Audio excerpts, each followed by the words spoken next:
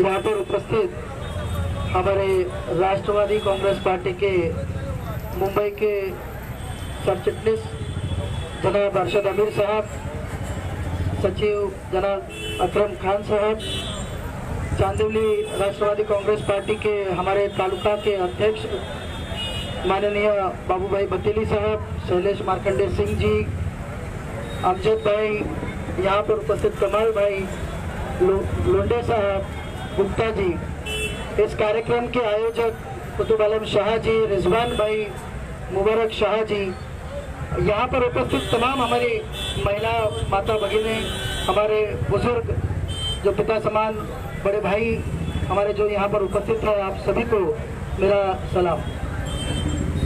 आप लोगों को मालूम है कि कई दिनों से देश में एक ऐसा वातावरण चला है कि उसके माध्यम से लोगों की बांटने की राजनीति चालू है, और उसी का एक नतीजा ऐसा है कि सिटीजन अमेंडमेंट बिल ये लोकसभा में लाया गया, बदकिस्मती से लोकसभा में पास हुआ, राज्यसभा में लाया गया, राज्यसभा में भी पास हुआ, और असली मायने में हम इस सभी भारतीयों का ये एक बदनसीबी है कि एक ऐसा बिल कि जो हमारे संविधान के विपरीत है वो हमारे ही देश में पारित हो जाता है। ये हमारे सबके लिए एक शर्म की बात है, और ये इसलिए हुआ कि गलत लोगों को हमने गलत जगह पर बिठा के रखा। अगर उस हाउस में, अगर लोकसभा में, अगर राज्यसभा में आम लोगों की आवाज पहुंचाने वाले लोग अगर होते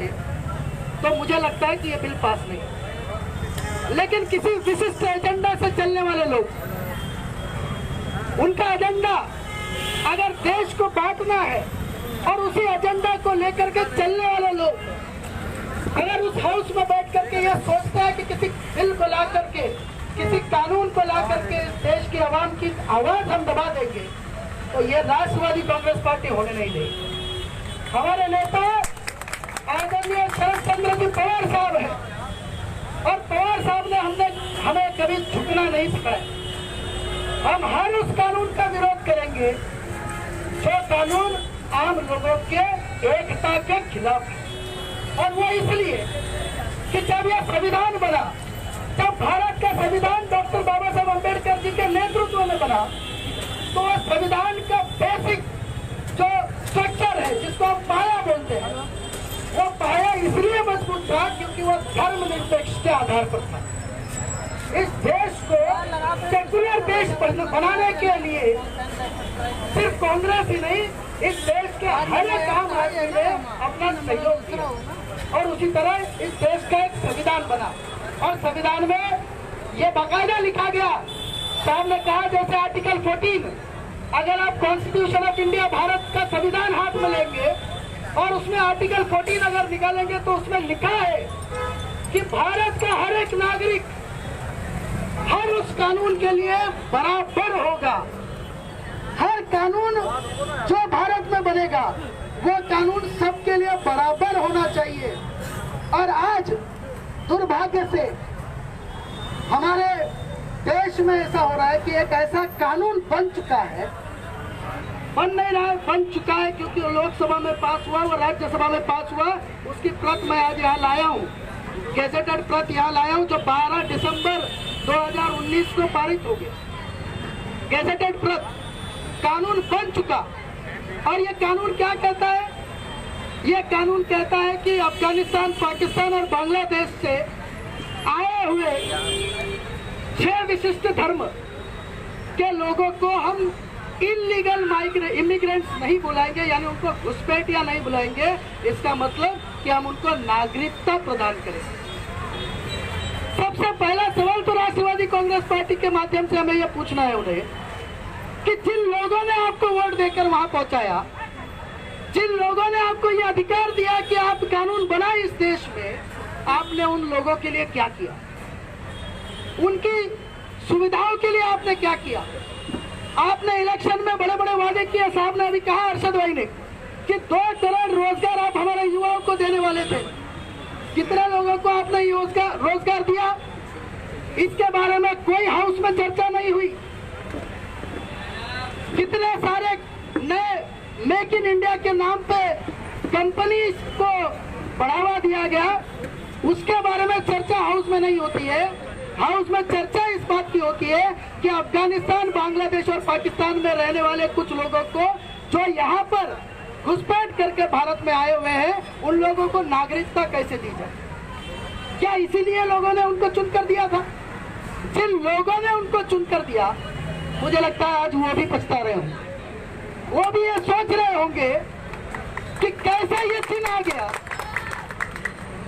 कैसा ये दिन आ गया कि जिनको हमने चुन करके भेजा हमारी सहूलियतों को बढ़ाने के लिए, हमें जो चीजों की जरूरत है, रोजमर्रा की चीजों की जरूरत है, वो मुहैया कराने के लिए हमने ये सरकार को चुनकर दिया था।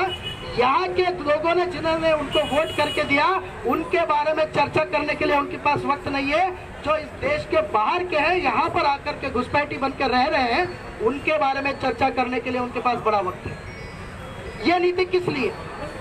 अच्छा, आपको नागरिकता देनी थी तो जात और धर्म के आधार पर नागरिकता देने की क्या जरूरत है?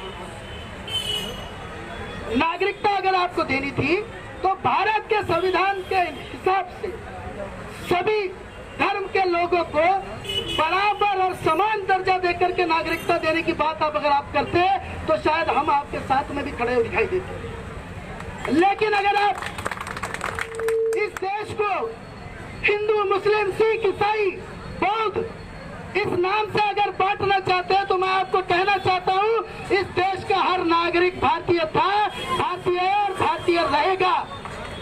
आपकी कोशिशों का हम पर कोई असर नहीं होगा। आज कैलाश अगवले यहाँ खड़ा है, अकरम खान जी के बगल में, अरशद अमीर जी के बगल में, अमजद खान जी के बगल में, जगदीप अरोड़ा जी जो पंजाब से आते हैं वो आपके बीच में खड़े हैं। या चंद्रिका प्रसाद गुप्ता जी जो यूपी के हैं वो यहाँ खड़े हैं। प्रशांत बारामती जो बौद्ध समाज से आते हैं वो यहाँ खड़े हैं। ये हमारे देश की एकता की मिसाल है। हमारे अंदर की एकता आप तोड़ नहीं पाओगे, किसी भी तरीके का कानून आप लाइएगा। लेकिन एक गुजारिश मुझे आप लोगों से है और शिकायत भी आप लोगों से है।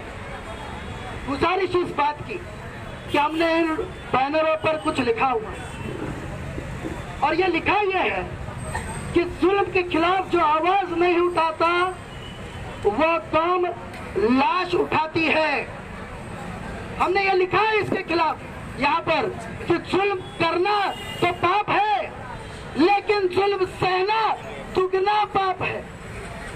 और ये जुल्म अगर हम लोग अगर सहे तो हमसे बड़ा पापी कोई नहीं है। हमें यह दिखाना पड़ेगा कि भारत के नागरिक हम हैं। हम एक ऐसे नागरिक हैं कि जो किसी धर्म और जाति के आधार पर बंटने वाले नहीं है। आज भी हमको अगर पूछा जाए तो हमारी जात क्या है, तो हम बोलेंगे कि हमारी जात इंसानियत है। हमारा धर्म क्या है, तो हम एक इंसान है, यही हमारा धर्म है। इस बात को हम लोगों को बार बार दोहराना पड़ेगा। और यह बात सिर्फ इसी मीटिंग के तक अगर हम दायरे में अगर रखें तो मुझे लगता है कि इसका कोई असर नहीं होगा। आज कुर्ला में कहीं मीटिंग चल रही है इसी विषय पर, यहाँ मीटिंग चल रही है। अभी थोड़ी ही देर पहले हम पटना के बारे में पढ़ रहे थे कि वहाँ लाठीचार्ज। ये तो हमारी किस्मती बदकिस्मती नहीं है, किस्मत है हमारी कि महाराष्ट्र में हमारे पवार साहब के नेतृत्व में आज यहाँ सरकार बनी, नहीं तो यहाँ भी लाठीचार्ज होना जो है वो कभी भी हो सकता था। लेकिन हम कहना चाहते हैं, हम डॉक्टर बाबा साहब अम्बेडकर के संविधान को मानने वाले लोग हैं। हम महात्मा गांधी के विचारों पर चलने वाले लोग हैं। हम कभी हिंसा पर नहीं उतर आएंगे, लेकिन हम ये भी नहीं सहेंगे कि अगर हमारे ऊपर कोई अगर इस तरीके का अन्याय करता हो तो कानूनी भाषा में हम उसके खिलाफ उतरेंगे। और सुप्रीम कोर्ट में वैसी याचिका भी दायर हो गई। लेकिन हर एक इंसान तक यह पहुंचना जरूरी है कि ये सिटीजन अमेंडमेंट एक्ट जो पहले बिल था वो अभी एक्ट बन चुका है, वो एक्ट है क्या। और ये एक्ट पहुंचाने के लिए आज हम सब लोग आपके दरबार में यहाँ पर हाजिर हुए हैं।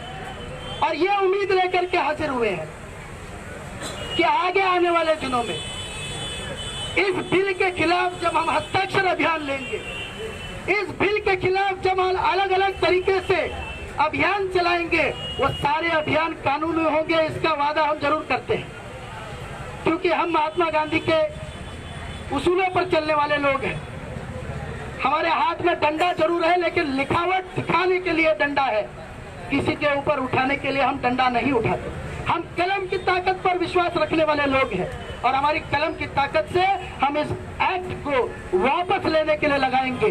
जैसे कई देशों में हमारी तो ये मांग है कि ऑस्ट्रेलिया और कई देशों में अगर आप देखेंगे तो रेफरेंडम नाम की एक तकनीक होती है कि अगर किसी कानून को पूरे देश में लागू करना हो तो आम जनता की उस पर राय लेनी चाहिए।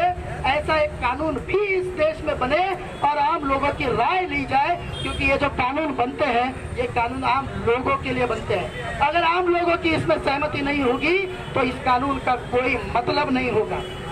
कई लोगों ने कहा कि हम हमारे राज्य में इसका लागू होने का वो नहीं देंगे, लेकिन ये भूलना नहीं चाहिए कि नागरिकता प्रदान करना ये केंद्र सरकार का हाथ में आता है, राज्य सरकारों का इसमें कोई काम नहीं।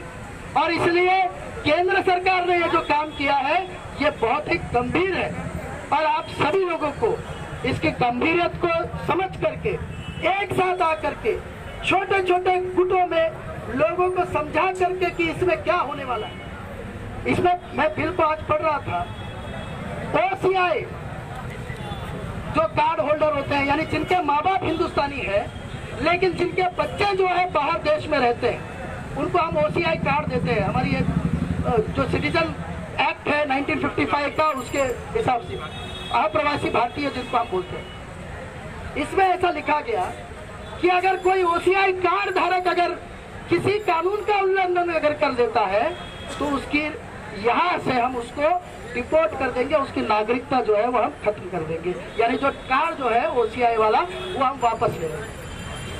अब मुझे ये समझ में नहीं आता कि कल को अगर कोई OCI कार्ड वाला रैश ड्राइविंग के लिए अगर पकड़ा जाता है या किसी मामूली से जुर्म में पकड़ा जाता है, गलती से एक्सीडेंटल केस में पकड़ा जाता है, तो क्या उसका OCI कार्ड वापस ले लोगे?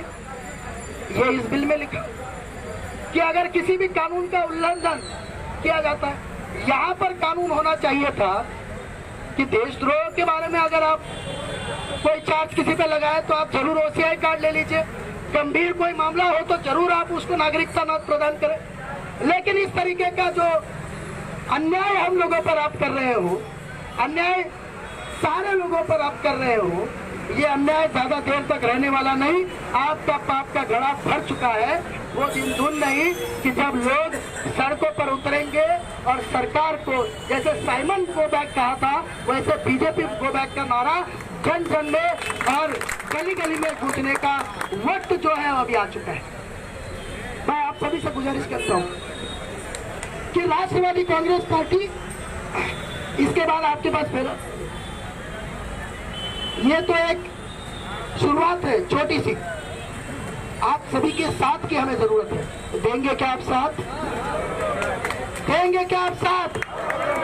जोर से मेरे पीछे आवाज लगा के कहिए, भारत माता की, भारत माता की। हम सब, हम सब, हम सब। धन्यवाद। जय हिंद, जय भारत।